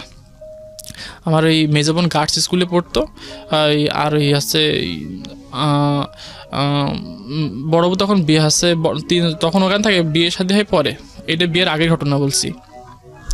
তখন এই নানি বাড়ি ওখানে থাকার পরে তো ওই মানুষ বিভিন্ন রকম কথা শোনাতো যে একে ভালো না ছেলে, কারোর সাথে মিশতে পারতাম না এক কথায়। কিন্তু আমার মনে একটাই ধাক্কা লাগতো যে আজকে আমার বাবা মা ঠিক নাই বলতে বাবা মা যে আমার কাছে নাই, আমার নিজের বলে কোনো জায়গা জমি নাই বলে মানুষ আমার সাথে এরকম ব্যবহার করে। কিন্তু ওইগুলো আমি অনেক বড় ইয়ে করে ভাবতাম যে আল্লাহ তাআলা আমার কবে একটু প্রতিষ্ঠিত করবে, কবে আমি এইসব কথার হাত থেকে বাঁচবো, এমন এইসব মানে বিভিন্ন কথাবার্তা আর কি। এই এক পর্যায়ে কী করতাম, ওই যে মানুষের কথা শোনা পরে সন্ধ্যায় আমাদের বাসার পেছনে একটা সিঁড়ি পুকুর আছে, সিঁড়ি পুকুরে বসে বসে মানে খুবই কান্নাকাটি করতাম একা। আর এগুলো নিয়ে ভাবতাম। আর আবার যেদিন কি ওই আমার সপ্তাহ যেদিন ওই যে শুক্র শনিবার আসতো, সেই দিন আমি ওই দিনটার অপেক্ষায় থাকতাম। আর মামা আসলে আবার মিষ্টি নিয়ে আসতো, তারপরে আমাকে যাওয়ার সময় কিছু টাকা দিয়ে যেত। ওই দিন আমার আম্মুরাও আসতো। এক পর্যায়ে খুশি থাকতাম, আর এক পর্যায়ে খারাপ মন মানসিকতা থাকতাম যে আম্মুরা আসলে হয়তো আমি থাকবো কোথায়। আর এক পর্যায়ে ভালো লাগতো যে তাদের মুখ সবার দেখতে পারবো এবং ভালো মন্দ খেতে পারবো। তখন এই চিন্তাটা করতাম। কিন্তু ওই দিন আমি কিন্তু যখন আমার আম্মুরা আসতো তখন এখন আমি গেছি একা পরীক্ষা দিতে গেলে যে প্রথম যে ওই যে আপনার মানে পরীক্ষা, এখন তো পরীক্ষা হয় আপনার এই সিট নাম্বার দেখে সবার গার্জিয়ান আসছে। এখন আমার ওই স্যার আমাকে নিয়ে গেছে সাথে করে, আমার যে লেখক স্যার, উনি গেছে, উনি আমার সব কিছু দেখায় দুখে আসছে। ওনার কাছ থেকে আমি যেটুকু শিক্ষা পেয়েছি, তো আমার আর কোনো শিক্ষার দরকার নাই। আমার যে বাবা মার কোনো শিক্ষা আমি পাইনি, তা আমি মানুষের সম্মান করতে জানি কিনা এটা আমি জানি না, কিন্তু আমার ওই স্যারের কাছ থেকে যে শিক্ষাটুকু পেয়েছি, তা আমি মনে করি শিক্ষাটুকু আমার সারা জীবন কাজে লাগবে ওইটুকু সময়ের মধ্যে। এখন তার এভাবে এসএসসি পরীক্ষা দিলাম। এসএসসি পরীক্ষা দেওয়ার পরে আমার আবার কী হলো, এর মধ্যে আমার মেজো বোন যে বিয়ে করছিল, সে আবার মানে একটু নষ্ট টাইপের ছেলে ছিল বলতে নিশা দ্রব্য করতো। তবে মেজো বোনরা আমার খুব মারধর করার পরে একবার যে আমি আমার মেজো বোনরে তখন আমি যখন এসএসসি পরীক্ষা দেওয়ার আগে কিন্তু আমি একটু কাজকাম করি, মানুষের খেতে কাজকাম করি, তারপরে মানে বিভিন্ন খেতে কাজকাম করি, কিছু টাকা পয়সা নিজের খরচটা নিজে আর কি তুলতে পারি। তখন এক পর্যায়ে আমার মেজো বোনের এরকম মারধর করার পরে তো আমার মেজো বোনরা আমি নিয়ে চলে আসি। তারপরে আপনার ওই যে এসএসসি পরীক্ষা আমি খুব ভালোভাবে দিলাম, তো রেজাল্টও মোটামুটি আসলো ভালো। তারপরে আসার পরে কি করলাম, ওই যে আর মা তখন আর কাজকাম করতে পারে না। তারপরে ওই যে আমি এসএসসি পরীক্ষার পরে আমার এক ভাই আছে, ওই যে আমার ওই বাবা বাড়ি গ্রামের ওখানে এক ভাই আছে, তার নাম ইমরান। তার একটা মাছের আউট ছিল, পাইকারি যে মাছের আউটগুলো থাকে, ওই আউট ছিল। সেখানে নিয়ে গিয়ে আমাকে একটা চাকরি দেয় ম্যানেজারের, এসএসসি পরীক্ষার পরে এটা। তো আমাকে সে চাকরি দেয়, সে মানে খাতা কলমে লেখালেখি কাজ এগুলো দেয়। সে আমাকে 3,000 টাকা বেতন দেয়। 3,000 টাকা বেতন তার ওখানে বছরখানিক করার পরে ওখান থেকে পরিচিত হয়ে আমার দাদা, মানে আমার ভাইয়ের দাদার সাথে যে দাদা, আমার ওই দাদার সাথে ওই দাদা ছিল আবার ওই মনমতো ইউনিয়নের চেয়ারম্যানের সাথে পরিচিত হয়। উনি আমার খুব ভালোবাসে, খুব ভালোভাবে ইয়ে করে, যেহেতু আমার পরিবারের ব্যাকগ্রাউন্ড জেনে তারা আমারই খুব মানে ভালো একটা মানে এক্সপেক্ট করে। এখন তারপরে ওই যে দাদার সাথে পরিচিত হয়ে ওই দাদা একদিন আমার ওই যে এমপি স্যারের কাছে নিয়ে গিয়ে তো বললো যে ছেলেটা এরকম অবস্থা, তার পরিবার এরকম, তা আমি তো এখানে বছরখানি রাখছি, তার সংসার তো এখন বড়, তার বোনের বিয়ে হয়েছে, তার বোনের এখন তার বাসা আসে, তার মনে একটা আপ্যায়ন বলে একটা কথা আছে, তার তো এখন মানে এই অবস্থা, তার মানে জায়গা জমি বলেও কিছু নাই, সে খুবই খারাপ অবস্থা, এক কথা বলা যায় সে এতিম।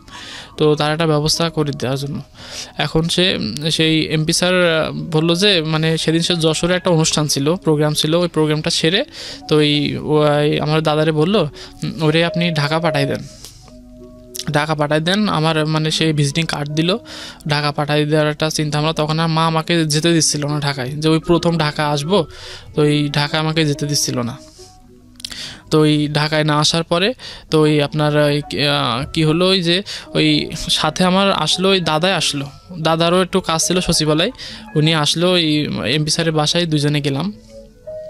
যাওয়ার পরে তো এই আমি প্রথম 2-3 দিন গিয়ে যে ফিরে আসছি, এমপি স্যার একটু চেষ্টা করছে কিন্তু কোনো জায়গায় কাজ হয় না। পরে তো ওই এক পর্যায়ে চলতে থাকার পরে আমি এখানে আবার একটা অন্য জায়গায় ঢাকা এক জায়গায় চাকরি নিলাম, যে এমপি স্যার বললে একটু দেরি হবে, এক জায়গায় কইছি তো একটু দেরি হবে, তো আমি এক জায়গায় চাকরি নিলাম বলতে আমি মানুষটা এখনও বলবো না, আমি বর্তমানে যার এখানে আছে এখনও, তার নাম হচ্ছে আহসান হাবিব স্যার।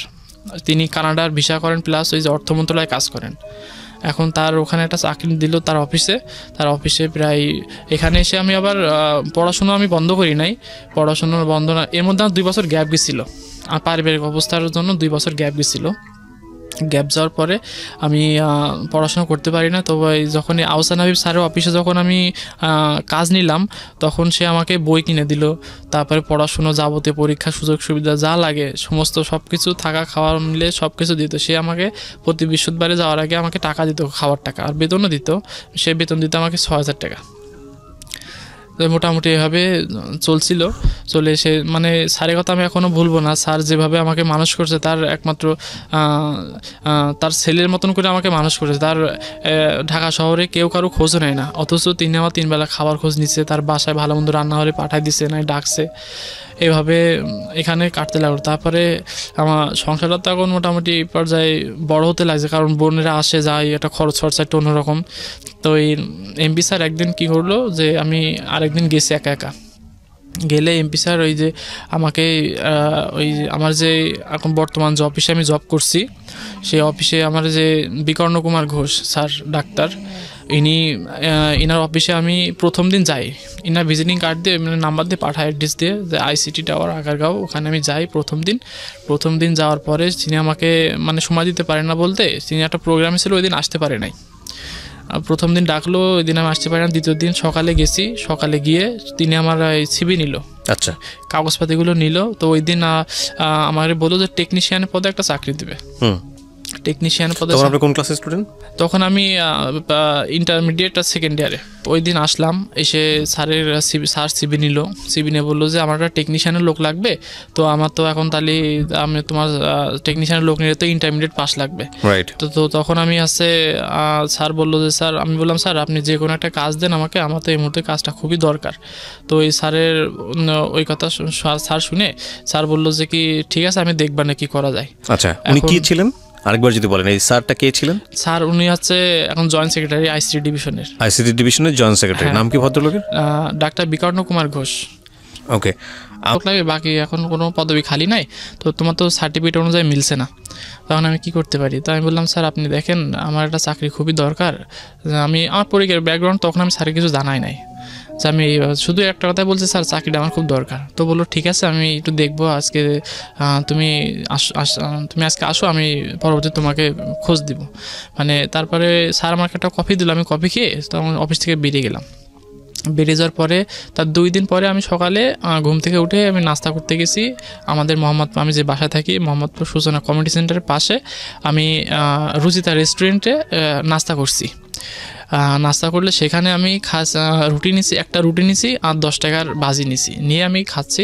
খাওয়ার পরে ওই যে খাচ্ছি ওই টাইমে আমার ওই স্যার আমাকে ফোন দিয়ে আমি স্যারের নাম্বার দেখে মানে খুব খুশি হয়েছিলাম যে স্যার আমাকে ফোন দিয়েছে, হয়তো নিশ্চয় একটা কাজের ব্যবস্থা করবে।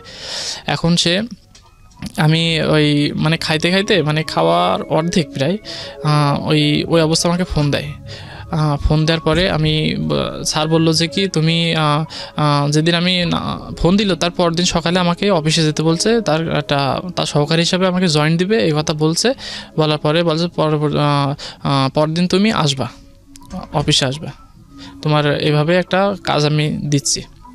তো দেওয়ার পরে তো আমি ওই খুশিতে তো মানে ওখানে একটা রুটির জায়গায় আমি আরেকটা মানে রুটিনে একটু মাংস নিছি, মানে খুব খুশি লাগছিল তখন যে আমি খুবই খুশি হয়েছি আর কি, যে পরের দিন সকালে আমি খুব সকাল ঘুম থেকে উঠছি। এখন আনন্দে গুছিয়ে আমি স্যারের কাছে গেছি। এখন স্যারের কাছে গেলে সে আমাকে ওই দিনই জয়েন দিয়ে দেয়। কত সালের দিকে এটা? এটা আমার 2017 সালের 20শে ডিসেম্বর ওকে, তারপর জয়েন্ট ডে দেয়। এখন তারপরে আমি কাজ ভালোভাবে করছি। অফিসটা দেখে আমার এত পছন্দ হয় যে আমার মনে হয় যে আমার জীবনে এর চাইতে আর বেশি কিছু পাওয়ার নাই, মানে চাওয়ারও নাই। আমি এখন মানে আপনি ঢাকা শহরের কথা বলছেন? হ্যাঁ। অফিসটা কোথায়? অফিসটা আইসিটি, আগারগাঁও, ঢাকা। জি। এখন আমি অফিসে ওই দিন খুব খুশিতে আমি দিনটা কাটাচ্ছি, কাজ কাম করছি স্যারের সাথে। এখন কাজ কাম করলে আমি ওই দিন আপনার অফিসটা দেখে আমার এতই ভালো লাগে, এতই সুন্দর পরিবেশ, মনোরম পরিবেশ একটা অফিস, এর আগে আমি কোথাও দেখি নাই। তো এই অফিসটা জব করছি, জব করতে করতে আমার জীবনে শুধু মনে হচ্ছে যে এর বেশি কিছু আমার আর দরকার নাই এখনো পর্যন্ত, যেটা যে এর বেশি কিছু আমার দরকার না। আমি যে আজ আমার যেখানে আমার টাকা নাই, আমার কোনো লোকজন নাই, যেখানে আমার বাবা মার কোনো নাই যে একজন একটা রিকোয়েস্ট করে চাকরি দেবে, শুধু আমার এখানে এই পর্যন্ত আসার মূল একটা উদ্দেশ্য, সেখানে হচ্ছে আমার এই যে ভাইটা তার আউটে চাকরি দিল, চাকরি দেওয়ার পরে চেয়ারম্যান দাদাকে নিয়ে গেছে, এমপির কাছে গেলো, এমপি স্যার আমাকে এত যেটা সহযোগিতা করে এই পর্যন্ত নিয়ে আসছে। এমপিটাকে? এমপি অ্যাডভোকেট মনিরুল ইসলাম, সংসদ সদস্য 2 আসন, যশোর 2 আসন। জি। স্যারকে আমি কোনোদিনও ভুলবো না। স্যার আমার জন্য যেটা করেছে অনেক করছে স্যার। আর আমি মনে করি যে আমাদের যে বর্তমান এমপি, তিনি যদি আমাদের এই 2 আসনে যদি মনে করেন যে সারা জীবনও থাকে, তো মানুষের মনে আপত্তি হবে না যে তিনি এমপি থেকে বরখাস্ত হয়ে যাক। এত মানুষের সাথে এত ভালোভাবে সে মিশে। উই লাইক এই ধরনের অ্যাপ্রিসিয়েশন তো সাধারণ মানুষের কাছ থেকে পাওয়া একটা রাজনীতিবিদদের জন্য প্রয়োজন এবং অনেক বড় সার্টিফিকেট আমি মনে করি। আচ্ছা, সেটা ঠিক আছে, কিন্তু তার আগে আপনার জীবন গল্পে আমি আরেকটু ফিরে আসতে চাই। একটা হচ্ছে যে অবর্ণনীয় জীবন, সেটার খুব অল্প সময়েই আপনি কিছুটা হলেও আমাদেরকে বলেছেন, কিন্তু তার আগে আপনি আমাকে আরেকটা বিষয় বলেন। আপনি যখন জবে জয়েন করলেন তখন তো আপনার ইন্টারমিডিয়েট কমপ্লিট হয়নি না? তো তার মানে আপনি কি এখন পড়াশোনা ছেড়ে দিয়েছেন না পড়ছেন? মাঝে ওই চাকরিতে ঢাকা আসার 1 বছর আমার গ্যাপ যায়। 1 বছর গ্যাপ যায় বলতে আমি তখন এই অফিস চাকরি করার আগে আমি 1 বছর পড়তে পারি টাকা পয়সার জন্য। তবে এখানে আসার পরে আমি আবার অ্যাডমিশন নিই। এখন আমি বর্তমানে আপনার সেকেন্ড ইয়ারে আছি, আপনার ইন্টারমিডিয়েট ইয়েতে আছি আমি। এবার পরীক্ষার্থী। পরীক্ষা মানে কোথা থেকে পরীক্ষা দিচ্ছেন? আমি যশোরে পরীক্ষা দিব। যশোরে পরীক্ষা দেবেন? তো খুব ভালো। আপনার মান্থলি এখন ইনকাম কত? আমার ইনকাম এখন 22,000 টাকা। 20-22,000 টাকা। 20-22,000 টাকা ও বেসিক 8,250। আচ্ছা। আর টোটালে আমার 20,100। এটা কি গভর্নমেন্ট জব? হ্যাঁ, গভর্নমেন্ট জব। মাশাআল্লাহ। So this is amazing. এই অর্থে বলছি যে এই ছেলেটার যে অবর্ণনীয় শৈশব, সৃষ্টিকর্তা ওর দিকে মুখ তুলে তাকিয়েছে এবং ও অনেক ভালো একটা জায়গাতে এখন আছে। গল্পটা এখানে শেষ হয়েই যাচ্ছে বলতে হবে আমাদের, কিন্তু রেশটা যেন কোথায় থেকে যায়। আমি একটু যদি জানতে চাই যে আপনি তখন আপনার মাকে সঙ্গে করে আছেন? জি, মাকে আর আমার ছোটো বোনটাকে নিয়ে আমি সঙ্গে করে আসি। ছোটো বোনটা এখন ইন্টারমিডিয়েট ফার্স্ট ইয়ারে পড়তেছে। আমি চাই যে আমার মনে এখন একটাই উদ্দেশ্য যে আমি যে টাকা এখন ইনকাম করি তা আমার আমি খুব ভালো পর্যায়ে আছি, আল্লাহর রহমতে খুব ভালো পর্যায়ে আছি। আমি 10-এর মধ্যে চলতে পারি, 10-এর মধ্যে ইয়ে করতে পারি। আর আমার ছোটো বোনটাকে আমি যেহেতু 2টা বোন পার হয়ে গেছে, তাদের হয়তো সংসারে কিছু দেওয়া ছাড়া কিছু করতে পারবো না, কিন্তু আমার একটা এখন মূল উদ্দেশ্য হচ্ছে মাকে ভালোভাবে দেখব আর আমার ছোটো বোনটাকে আমি আমার মনের মতন করে মানুষ করব, যাতে তার জীবনে আর কোনো দুঃখের ছায়া না আসে। শুধু তার জীবনেই না, যে আমার আমি যে লাইফে যে কষ্টটুকু আমি পেয়েছি আমার বোনেরা পেয়েছে, তা আমি আপনার এই প্রিয় শ্রোতাদের কাছে আমি একটা উদ্দেশ্য করে একটা কথা বলবো যে আপনারা যদি সংসার বাঁধেন, সে সংসারকে যাতে এমনভাবে বাঁধবেন যাতে একটা বাচ্চার কোনো ক্ষতি না হয়। যে আপনাদের সংসারে বিচ্ছেদ হলো আপনাদের দুজনের কারণে হলো, সেই প্রভাবটা তার বাচ্চাদের উপরে আসবে। সেই একটা বাচ্চা কখন তার মা বাবার স্নেহ থেকে বঞ্চিত হবে, কখন তার পড়াশুনো করার একটা আসবে, সেই সময়টা যাতে তার মা বাবার সে পাশে পায়। মা বাবা ছাড়া একটা সন্তানের জীবনে কোনো মূল্য নাই। আমি যেভাবে মানুষের কথা শুনছি, থাকা জায়গা পাইনি, আপনার কচুর পাতার উপরে শুয়েছি, তারপর